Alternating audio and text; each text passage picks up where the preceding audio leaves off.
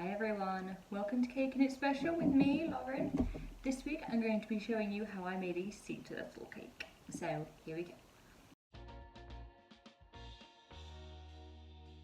To start this cake I printed out a basic template of a sea turtle and made copies onto parchment paper. I use a 20-inch cake drum to put my cake on, which is two 14-inch chocolate cakes sandwiched together with chocolate buttercream.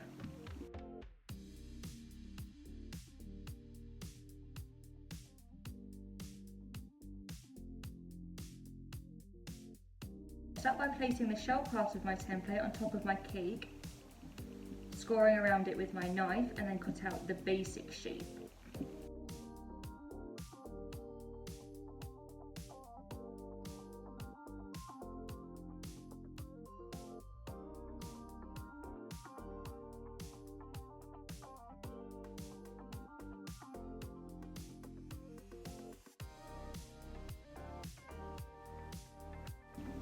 The cakes I made to do this were so much bigger than I needed to do. There was so much that I cut off, but do not worry, none of this got wasted, I assure you. Now I have my basic shape, I can start to carve it into a shell.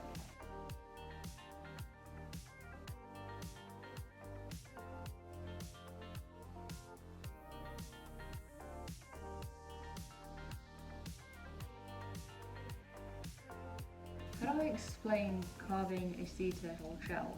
There's lots of rounding off and lots of trying to make a slope look as natural as you can, but you'll see in the footage how I do it. But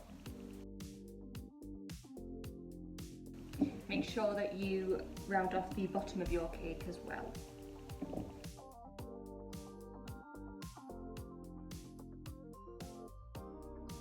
Once you're happy, you can add a crumb coat with more of your chocolate buttercream.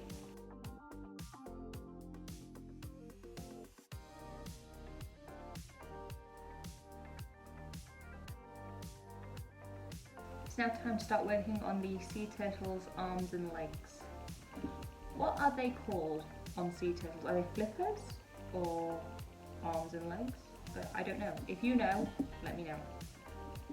To make them, I made myself some Rice Krispie treats. Rice Krispie treats are a mixture of Rice Krispie cereal and melted marshmallows. Once the mix is cool enough to handle, you can squeeze it until it's all compact, and then you can manipulate it into the shape that you want.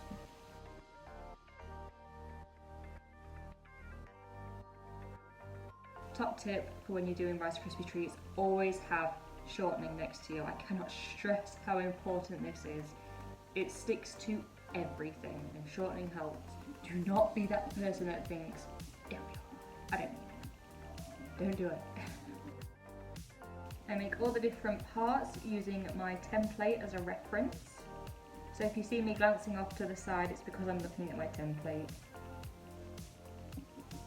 So once I've made my arms, legs, tail and head, I put them all up against the cake.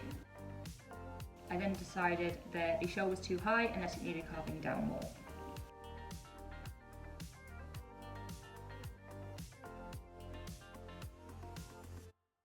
Once I'm happy with the shape of it, I can go ahead and give the whole thing a crumb coat before adding a thicker layer of buttercream, making sure that this one is really smooth.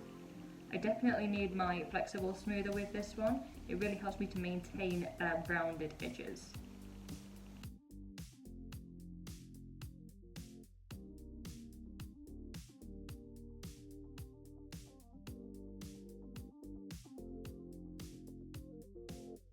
Once all that is set, I covered the cake one part at a time.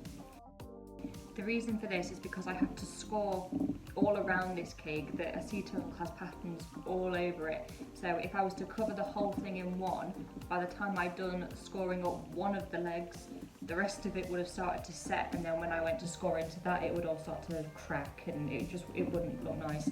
So I had to cover this one leg, one arm, the tail, and then I covered the head and the shell in one.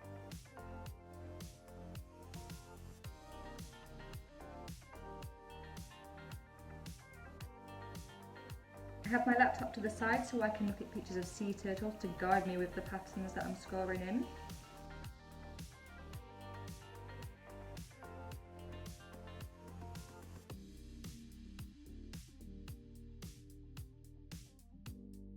I looked at so many different pictures of sea turtles before I attempted doing the pattern on this cake, and all I can say is all sea turtles are different, so don't get in your own head too much.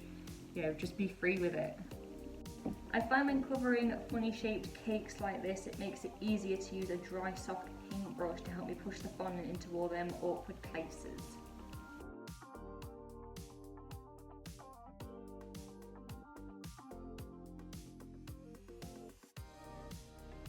And I use my sharp knife to cut away any excess. But I always keep my paintbrush nearby in case I need it when I'm cutting away the excess.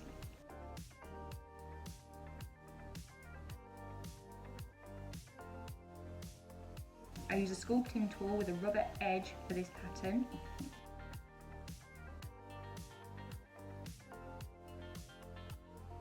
I use a balling tool to push in the eye sockets.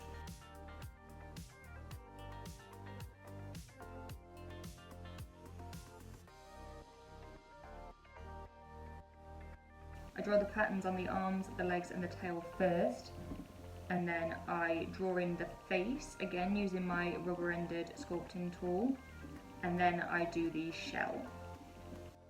Always looking at reference pictures as I go.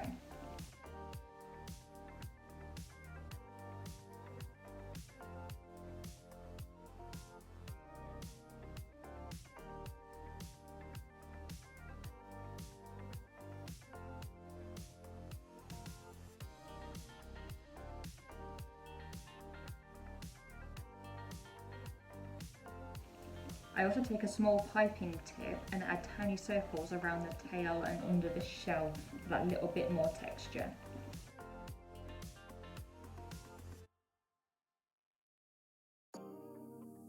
For the eyes, I add a ball of fondant to each of the sockets and add 4 pieces of extra fondant to each eye, 2 on the top and 2 on the bottom.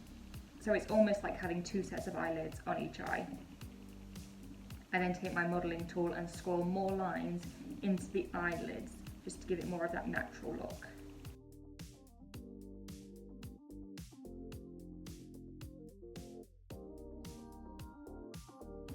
Now time to paint.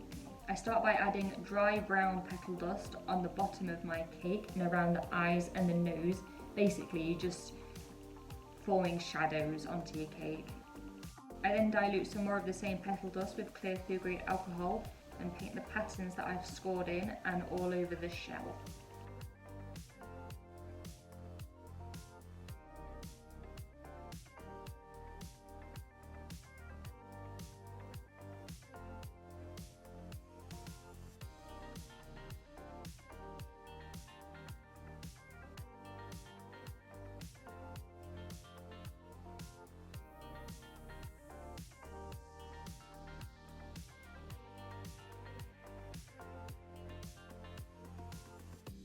I want to add some more colours to the shell throughout this process, so I keep going back to it once the previous layer has dried.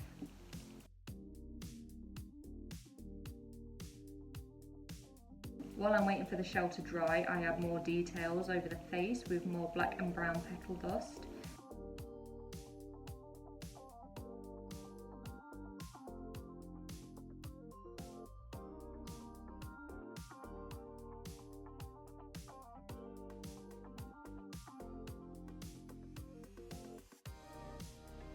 And I paint in the eyes with diluted blues and a little bit of black.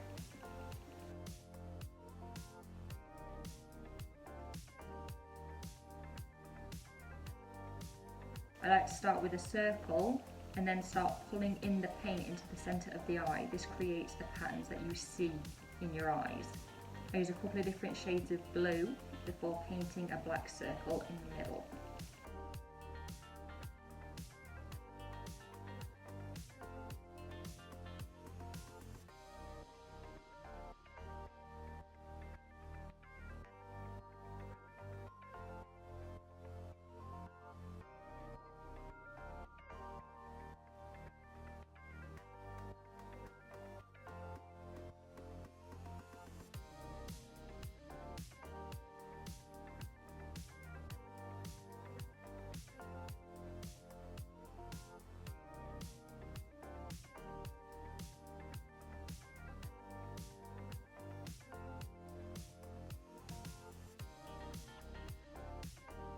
For the last details on the shell, I blend in some more white as diluted edible paint.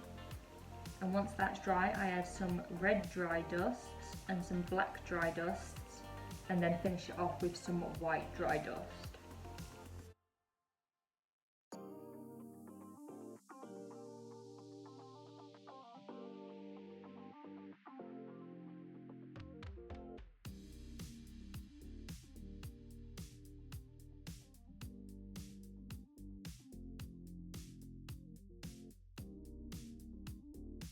The last thing I need to do is to add sand around my sea turtle. I do this by bashing up some digestive biscuits.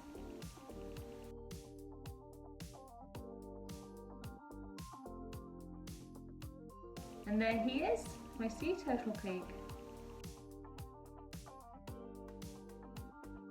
This cake was so much fun to make, I absolutely loved it. If anybody recreates it, please do show me, I would absolutely love to see it. You can find Caking It Special on Facebook and Instagram, and I will see you next Wednesday at 5 PM GMT. And until then, please subscribe and share. Thanks guys, bye!